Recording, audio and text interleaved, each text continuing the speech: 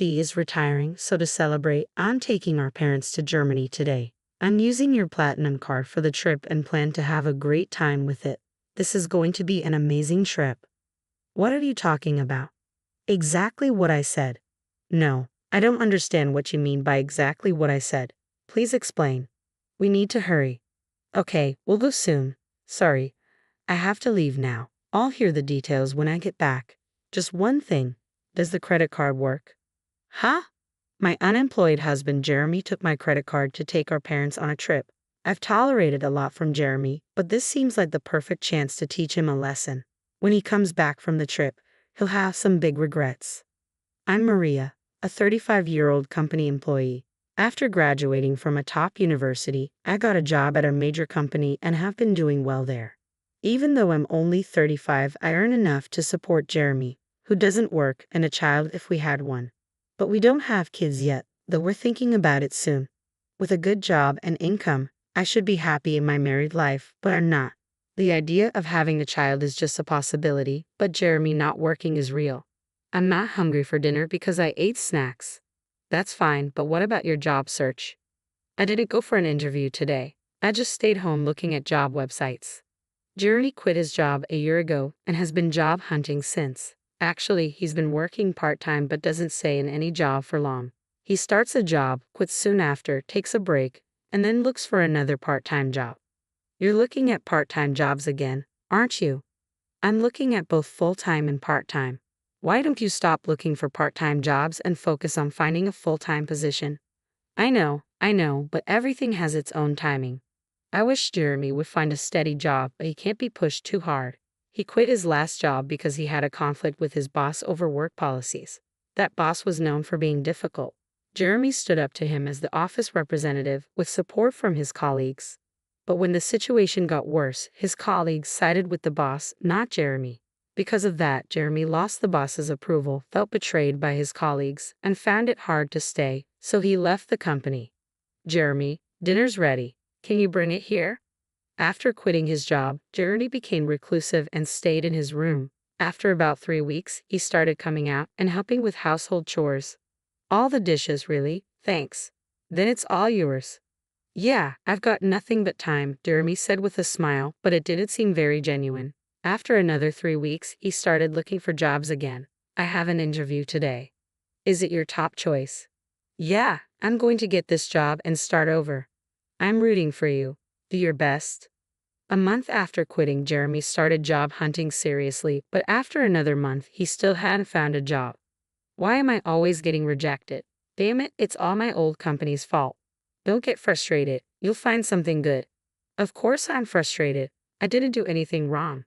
Jeremy might not be entirely blameless, but what happened at his last job wasn't completely his fault either. Still, quitting because of interpersonal issues doesn't look good to potential employers. It feels like I can't do anything right anymore.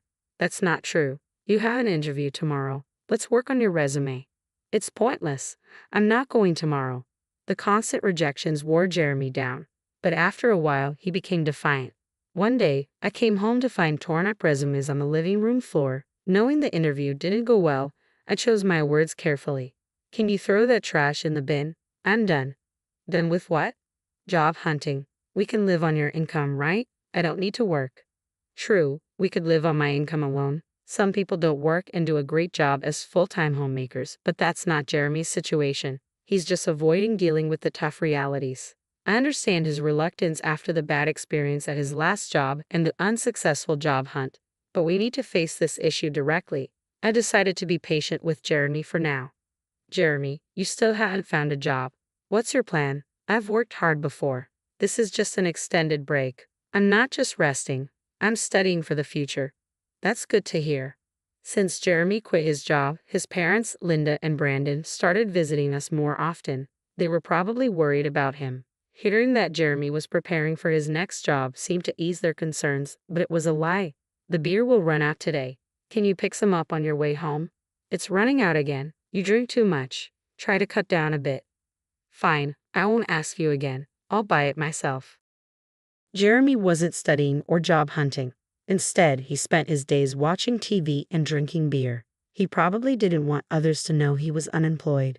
I didn't want to hurt Jeremy by telling my in-laws the truth, so I decided to keep quiet about his excuses.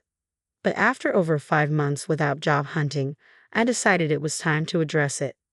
Jeremy, maybe it's time to start job hunting. You seem more settled now. What? It's been less than half a year since the problems at my last job. You want me to work again so soon after that? I just think the break has been a bit long. Stop nagging. You don't understand my situation because your job is going well. I have my own struggles, you know. Everyone has work problems and relationship issues. We all try to solve them. Let's work through this together. I get it. I'll look for a job. Jeremy walked out in the middle of our conversation. It seemed my words had hurt him, but him agreeing to look for a job felt like a positive step. I decided to wait until he was in a better mood to apologize. I got a job because of your nagging. That's great. Where? At a nearby supermarket. So, you'll need to learn and work hard, right? It's just part-time. No need to work too hard. Part-time or not, a job is a job. Is that a problem?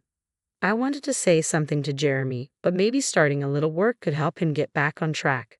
I decided to observe and see how it goes. I'm home. Jeremy, you're back. How's the job? I quit the supermarket part-time job. Why? It hasn't been that long.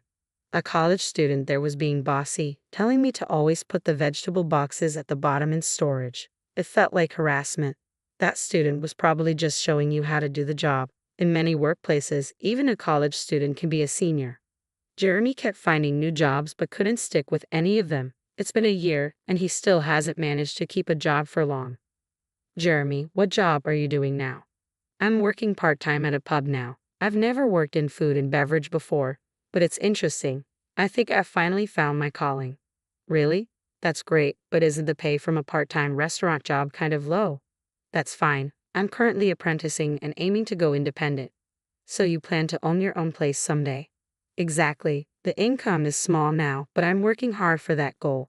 Then take this. Treat yourself to something nice for once. Jeremy continued to put on a good front in front of his parents, but it was all lies. He quit the pub job just 4 days after this conversation and even took an allowance from his parents.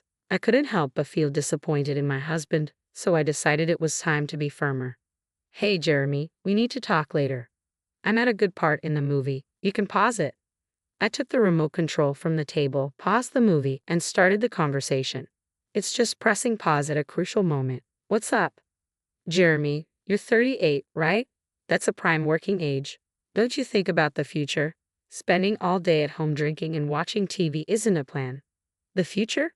There are plenty of 38-year-olds who aren't working. Many people enjoy life without a job. True, but those people usually have something else they're passionate about. Do you have anything like that? Yeah. I know you're upset about me not working. I'll look for another part-time job. Jeremy seemed set on sticking with part-time work. Given his reasons for leaving previous jobs and his struggles with job hunting, I had tried to be gentle, but it was time for him to get serious. I needed to be stricter. One day at work, I got a text from Jeremy. Dad's retiring, so we're going to Germany to celebrate starting today. I'm borrowing your platinum card to splurge on the trip. I panicked and called him right away. What do you mean, a trip? Exactly what I said. I don't understand. Please explain. There are so many problems here. It's okay to celebrate Brandon's retirement, but he should have asked me before using my money and borrowing the credit card. It feels like stealing. And why am I paying for a trip to Germany that I'm not even going on? Jeremy was probably bragging to his parents, claiming the money was from his savings. The thought of it infuriated me, but one thing Jeremy said caught my attention. You mentioned borrowing a credit card. The one for our house? Yeah. Why do I have a platinum card? Some people think you need a high income for it, but that's not true. Your credit history, stable income, and other factors matter, and it's achievable even in your 40s. The annual fee is high, but I use it for the benefits and points. However, that credit card is in my wallet. So you took the credit card from home? Yeah, so I'm counting on you for the payment. Jeremy was excited about his trip to Germany and spoke to me in a provocative tone. I had been patient with him for a long time, but this seemed like a good opportunity to address the situation. Jeremy thought he was being clever by taking my credit card and acting all cheerful, but he was in for a surprise. What are you doing? We need to go. Got it. I'm coming. Sorry, I need to move on now. I'll hear the details when I get back. Just one more thing. The credit card you took won't work. What? That can't be right. It's in Maria's name, and the expiry date is this month. It's short, but it shouldn't be a problem. You're lying, right? Maria, you're lying to stop me from using the card, aren't you? Yes, it expires this month. That's why I've already received a new credit card. What does that mean? So, I have two credit cards right now. When a new one is activated, the old one sometimes stops working. I've already started using the new card, so the one you took won't work. You're kidding, right? You think I'm lying? If you don't believe me, I can send you the link to the credit card website, or you could just try using the card yourself. It would be interesting to see you try to pay with a card that doesn't work. This credit card really won't work. Hey, hurry up. I hear his parents calling him in the background, but Jeremy, realizing the card won't work, seems too flustered to pay them any attention. What should I do? I told them I'd pay for everything except the round-trip travel. Oh, so they covered the flight? Yes. Dad felt bad about having all the trip costs covered. What should I do? I'm about to take a cab, and I don't even have money for that. That's not my problem. You said you'd pay for everything except the flight. Using my credit card in the first place was wrong. Pay with your own money. How can I? I don't have any money. Exactly. Jeremy, you haven't been working seriously. It's your fault for trying to look good by taking your parents on a trip without having the money. I'm at work, so I have to hang up now. I just wanted to tell you about the credit card. Wait, I hung up and went back to work. Jeremy, unable to pay for even the cab, would have to come clean to his parents. That night, after finishing work, I got a call from Laura. I heard from Jeremy that he tried to use your credit card and lied about working. I'm sorry for the trouble. No need to apologize, Laura. I'm sorry about the credit card issues. Are you okay with the money? We'll cover the trip's costs when we get back. I'll make sure Jeremy apologizes and finds a job right away. I'm sorry, Laura, but I'm considering divorcing Jeremy. Divorce because of this? It's part of it, but Jeremy has been taking money from me for a while. What? I stopped giving Jeremy money to curb his drinking. He started a part-time job and bought his own alcohol, but the salary wasn't enough for daily drinking. Jeremy began stealing money from my wallet to buy alcohol. Over the year, he repeatedly took amounts ranging from $7 to $70, which added up to a significant sum. I had been strict, hoping he'd change, but when he stole my credit card for his trip, it was clear he had no intention of improving.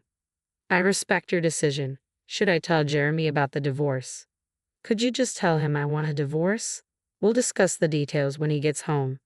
About an hour later, the next morning after my call with Laura, Jeremy called.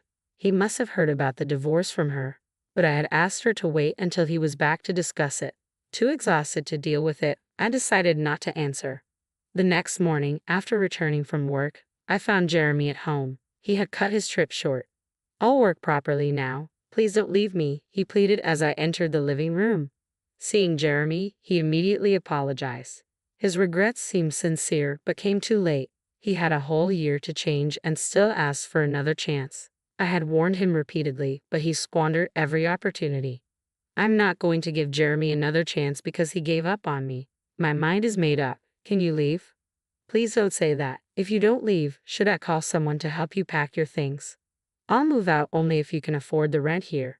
Jeremy fell silent. He didn't even have the money for next month's rent, let alone any income. My words and the reality of the impending divorce made him realize the severity of his situation.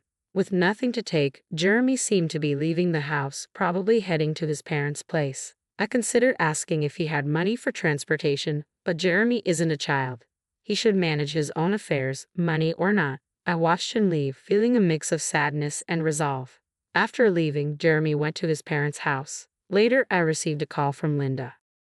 My parents-in-law let Jeremy stay for one night, but then asked him to leave the next day. They were worried he might become too reliant on them if he stayed. They wanted to create a situation where he had to fend for himself. It must have been tough for them to send their son away, but they felt it was necessary for his recovery. Kicked out from his parents' home, Jeremy came back to our house, pleading with me. Please help me. I've got nowhere to go and no money. That's the result of your own actions. You need to handle it yourself. Everyone faces hardships. Sometimes it's necessary to ask for help, But all you've done in the past year is abandon your responsibilities and do as you please. I didn't let Jeremy into the house and turned him away from the doorstep. The divorce went through eventually. Despite his reluctance, with the support of his parents, it happened faster than expected. I don't know what happened to Jeremy after we split. He's probably still jumping from job to job and making excuses for himself. I used to think I'd feel lonely without Jeremy, but I was surprised to find that I didn't feel lonely at all. Instead, I felt a weight lifted off my shoulders. Living with Jeremy had been incredibly stressful. His attitude and constant need for reassurance kept me on edge. I was always walking on eggshells, afraid of saying something that might upset him. Now, without him around, I don't have to worry about that anymore. My life has become much more comfortable. I hadn't realized how much of a burden our relationship had been. I was constantly trying to support him both emotionally and financially, and it drained me.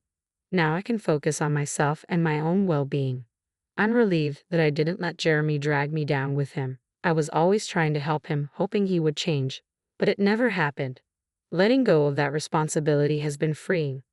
I no longer have to cater to anyone else's needs or deal with anyone else's problems. I can finally live my life on my own terms without having to accommodate anyone else. It's a fresh start, and I'm embracing it fully. I have more time for myself, more energy to pursue my own interests, and a clearer mind to think about my future. I'm grateful for this new chapter in my life, free from the stress and worry that Jeremy brought into it.